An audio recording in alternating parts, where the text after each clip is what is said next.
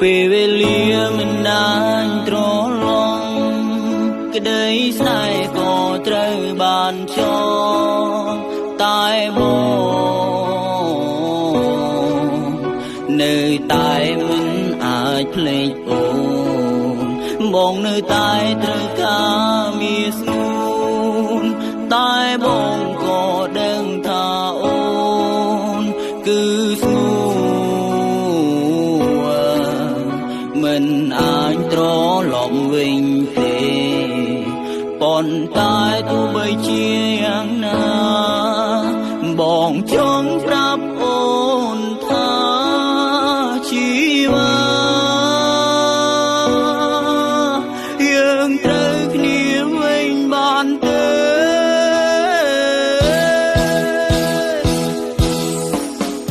យើងត្រូវគ្នាវិញបានទេសងសារចាំងប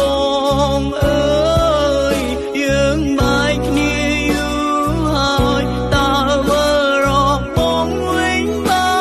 នទេក្រុមពេលដែលនៅក្បែរថ្លៃបែកដូងសួររកស្រីតើថ្ងៃណាចលនាអូនព្រមត្រឡប់វិលវិញវិលរកស្នេហ៍ចឹង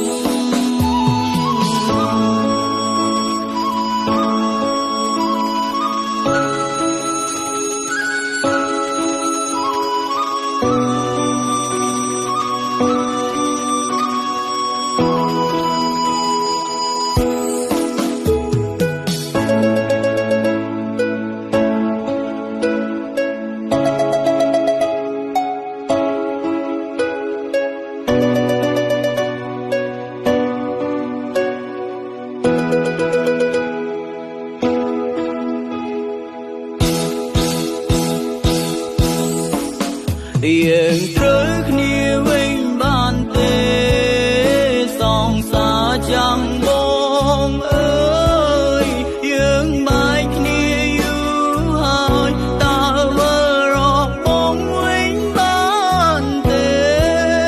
ក្រុមពេលដែលនៅក្បែរថ្លៃបែកដូងសួររ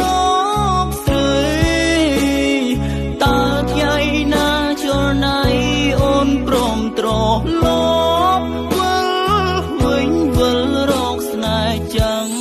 យោខ្ញុំណាក់វែងស្នេហាសម័យឥឡូវគេស្នេហ៍រត់តែដុល្លារចោលចំណាយអូនវិញស្នេហ៍បងត្រង់ណាមិនដែលជីវ៉ាអូនស្រឡាញ់តែមួយភ្លើងតែពេលនេះចិត្តបង